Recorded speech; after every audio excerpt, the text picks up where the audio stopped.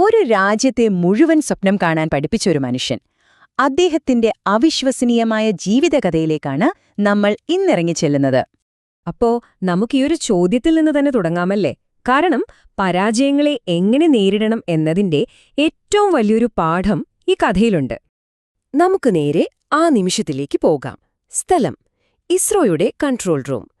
SLV-3 റോക്കറ്റിന്റെ ആദ്യ വിക്ഷേപണമാണ്. ചുറ്റും നമ്മുടെ ശാസ്ത്രജ്ഞർ. അവരുടെ എല്ലാം മുഖത്ത് വലിയ പ്രതീക്ഷയുണ്ട്, ഒപ്പം അത്ര തന്നെ ടെൻഷനും. ഇതൊരു സാധാരണ വിക്ഷേപണമല്ല, ഓർക്കണം. 7 വർഷത്തെ ഉറക്കമില്ലാത്ത രാത്രികൾ, കഠിനാധ്വാനം, അതെല്ലാമാണ് ആ ഒരൊറ്റ നിമിഷത്തിൽ ഒരു തീഗോളമായി മുകളിലേക്ക് കുതിക്കാൻ തയ്യാറെടുക്കുന്നത്. ഒരു രാജ്യത്തിന്റെ മുഴുവൻ പ്രതീക്ഷകളാണ് അതിലുള്ളത്. കൗണ്ട്ഡൗൺ തുടങ്ങി. റോക്കറ്റ് മുകളിലേക്ക് കുതിച്ചു. ആദ്യഘട്ടം വിജയകരം. കൺട്രോൾ റൂമിൽ ചെറിയൊരു ആശ്വാസം പരന്നു. പക്ഷേ 2ാം ഘട്ടത്തിലേക്ക് കടന്നതും പെട്ടെന്നാണ് എല്ലാം നിശ്ചലമായത്. Computer സ്ക്രീനുകളിലെ data ചുവപ്പായി മാറിത്തുടങ്ങി. ആ നിശബ്ദതയെ കീറിമുറിച്ചുകൊണ്ടൊരു ശബ്ദം മുഴങ്ങി: വാഹനം നിയന്ത്രണാതീതമായിരിക്കുന്നു. ആ വാക്കുകൾ അവിടെയുണ്ടായിരുന്ന ഓരോരുത്തരുടെയും ഹൃദയത്തിലാണ് ചെന്ന് തറച്ചത്. മിനിറ്റുകൾക്കകം ആ സ്വപ്നവാഹനം തീയും പുകയുമായി ബംഗാൾ ഉൾക്കടലിലേക്ക് പതിച്ചു. പ്രതീക്ഷകളെല്ലാം തകർന്നു. 7 വർഷത്തെ അധ്വാനം അതാ കടലിൽ അലിഞ്ഞില്ലാതായി. ആ സമ്പൂർണ്ണ പരാജയത്തിനു ശേഷം അന്നത്തെ ഇസ്രോ ചെയർമാനായിരുന്ന സതീഷ് ധവാൻ മാധ്യമങ്ങളെ കാണാൻ വന്നു. അദ്ദേഹത്തിന്റെ വാക്കുകളിൽ പതർച്ചയല്ലായിരുന്നു, മറിച്ച് അടുത്ത തവണ നമ്മൾ വിജയിക്കുമെന്ന ഒരു ഉറച്ച ആത്മവിശ്വാസമായിരുന്നു. അങ്ങനെ ഒരു ധൈര്യം അദ്ദേഹത്തിന് കിട്ടിയതിനു പിന്നിലൊരു കാരണമുണ്ട്. ആ പ്രോജക്റ്റിലെ എല്ലാവരെയും സ്വപ്നം കാണാൻ പ്രേരിപ്പിച്ചൊരാൾ. അപ്പോ ആ റോക്കറ്റിന്റെ പരാജയത്തിൽ നിന്ന് നമുക്ക് ആ മനുഷ്യന്റെ കുട്ടിക്കാലത്തേക്ക് ഒന്ന് പോകാം. നേരെ രാമേശ്വരൻ എന്ന ചെറിയ ദ്വീപിലേക്ക്. 8 വയസ്സുകാരനായ ഒരു കുട്ടി, അബ്ദുൽ കലാം. പുലർച്ചെ എഴുന്നേറ്റ് തീവണ്ടിയിൽ വരുന്ന പത്രക്കെട്ടുകളെടുത്ത് രാമേശ്വരത്തെ തെരുവുകളിലൂടെ വിതരണം ചെയ്യണം. സൈക്കിൾ ചവിട്ടുമ്പോഴും ആ കുട്ടിയുടെ കണ്ണുകൾ പക്ഷേ എപ്പോഴും ആകാശത്തായിരുന്നു. ചിറകടിച്ചു പറന്നുയരുന്ന കടൽക്കാക്കകളെ നോക്കി അവൻ എപ്പോഴും സ്വയം ചോദിക്കും, എന്താ മനുഷ്യർക്കിങ്ങനെ പറക്കാൻ പറ്റാത്തത്? എന്നിട്ട് മനസ്സിലുറപ്പിക്കും, ഒരിക്കൽ ഞാനും ഇവയെപ്പോലെ ആകാശത്തു പറക്കും. ഈ പറക്കാനുള്ള സ്വപ്നം യാഥാർത്ഥ്യമാക്കാനുള്ള യാത്ര പക്ഷേ അത്ര എളുപ്പമൊന്നുമായിരുന്നില്ല. എയറോനോട്ടിക്സ് പഠിക്കുക എന്ന ലക്ഷ്യത്തിലേക്ക് എത്താൻ കലാമിന് ഒരുപാട് കടമ്പകൾ കടക്കേണ്ടിയിരുന്നു. അങ്ങനെ കഷ്ടപ്പെട്ട് പഠിച്ച് മദ്രാസ് ഇൻസ്റ്റിറ്റ്യൂട്ട് ഓഫ് ടെക്നോളജിയിൽ അഡ്മിഷൻ കിട്ടി. സ്വപ്നത്തിലേക്കുള്ള വാതില് തുറന്നു എന്ന് കരുതിയതാണ്. പക്ഷേ മുന്നിലൊരു വലിയ തടസ്സമുണ്ടായിരുന്നു: ഫീസായി അടയ്ക്കേണ്ട 1000 രൂപ. ഇന്നത് ഒരുപക്ഷെ നമുക്കൊരു വലിയ തുകയായി തോന്നില്ല, പക്ഷെ അന്ന് കലാമിന്റെ കുടുംബത്തിന് അത് സങ്കൽപ്പിക്കാൻ പോലും പറ്റുന്ന ഒന്നായിരുന്നില്ല. ആ നിമിഷം തന്റെ സ്വപ്നങ്ങളെല്ലാം തീർന്നെന്ന് കലാം ഉറപ്പിച്ചു. പഠനം മുടങ്ങുമെന്ന് കരുതി. അപ്പോഴാണ് സ്വന്തം സഹോദരി തന്റെ വിവാഹത്തിന് കിട്ടിയ സ്വർണവളകൾ ഊരിയെടുത്ത് കലാമിന്റെ കയ്യിൽ വെച്ചുകൊടുത്തിട്ട് ചോദിച്ചത്, നീ പറക്കുന്നത് എനിക്കും സ്വപ്നം കണ്ടൂടെ?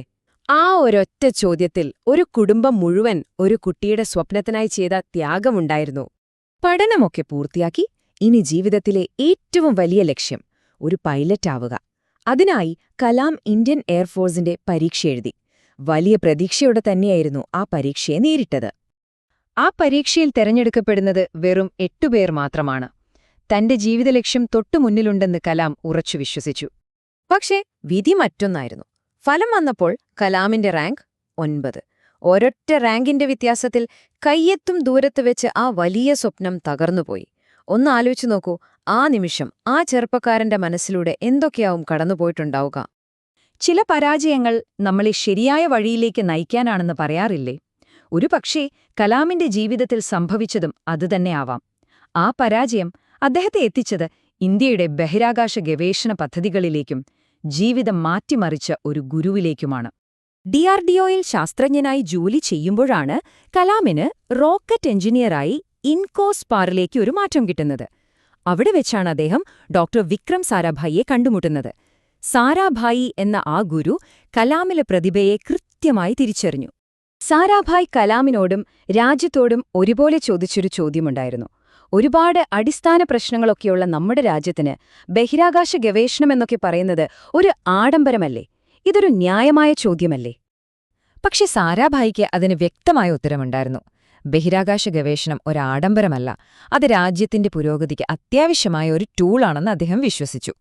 കൃത്യമായ കാലാവസ്ഥാ പ്രവചനം മുതൽ രാജ്യമെമ്പാടും വിവരങ്ങളെത്തിക്കുന്ന കമ്മ്യൂണിക്കേഷൻ നെറ്റ്വർക്കുകൾ വരെ രാജ്യത്തെ ഓരോ സാധാരണക്കാരന്റെയും ജീവിതം മെച്ചപ്പെടുത്താൻ ഇതിലൂടെ കഴിയുമെന്ന് അദ്ദേഹം കലാമിനെ പഠിപ്പിച്ചു.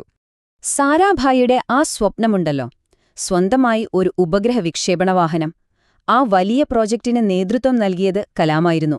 എന്നാൽ ആ യാത്രയുടെ പാതി വഴിയിൽ സാരാഭായിയുടെ അപ്രതീക്ഷിത മരണം വലിയൊരാഘാതമായി. എന്നിട്ടും കലാം തളർന്നില്ല. നമ്മൾ ആദ്യം കണ്ട ആ പരാജയത്തിനു ശേഷം കലാം തന്റെ ടീമിനെ വീണ്ടും ഒരുമിച്ചുകൂട്ടി. എവിടെയാണ് നമുക്ക് പിഴച്ചതെന്ന് അവർ വിശദമായി പഠിച്ചു. ആ തെറ്റുകളെല്ലാം തിരുത്തി മുൻപത്തേക്കാൾ ശക്തമായ ഒരു സംവിധാനവുമായി അവർ വീണ്ടും ശ്രീഹരിക്കോട്ടയിലേക്ക് തിരികെയെത്തി. വീണ്ടും കൗണ്ട് ഡൗൺ. രാജ്യം മുഴുവൻ ശ്വാസമടക്കിപ്പിടിച്ച് കാത്തിരുന്നു. ഇത്തവണ കൺട്രോൾ റൂമിൽ ഉയർന്നത് വിജയത്തിന്റെ ആരവമായിരുന്നു. SLV-3 രോഹിണി ഉപഗ്രഹത്തെ വിജയകരമായി ഭ്രമണപഥത്തിലെത്തിച്ചു.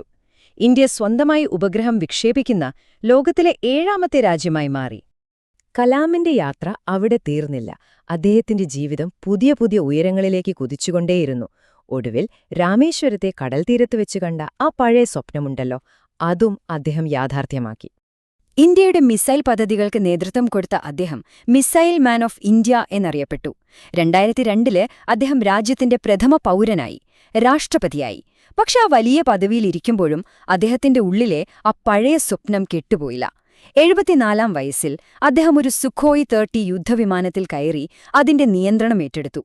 രാമേശ്വരത്തെ കടൽത്തീരത്ത് നിന്ന് കടൽക്കാക്കകളെ നോക്കിനിന്ന ആ കുട്ടി ഒടുവിൽ അവയോടൊപ്പം ആകാശത്ത് പറന്നു. ഒന്നോർത്തു നോക്കൂ, പൈലറ്റാകാനുള്ള പരീക്ഷയിൽ 9ാമനായി പുറത്തുപോയ അതേ വ്യക്തിയാണ് പിന്നീട് രാജ്യത്തിന്റെ 3 സേനകളുടെയും സർവ്വസൈന്യാധിപനായത്. എന്നിട്ടൊരു യുദ്ധവിമാനം പറത്തുകയും ചെയ്തത്. സ്വപ്നങ്ങളുടെ ശക്തിയെക്കുറിച്ചുള്ള അദ്ദേഹത്തിന്റെ ഈ വാക്കുകൾ അതുകൊണ്ട് തന്നെ വലിയൊരു ഓർമ്മപ്പെടുത്തലാണ്. കാരണം പരാജയങ്ങൾ ഒന്നിന്റെയും അവസാനമല്ല, മറിച്ച് വിജയത്തിലേക്കുള്ള ചവിട്ടുപടികളാണെന്ന് സ്വന്തം ജീവിതം കൊണ്ട് അദ്ദേഹം നമുക്ക് കാണിച്ചു തന്നു.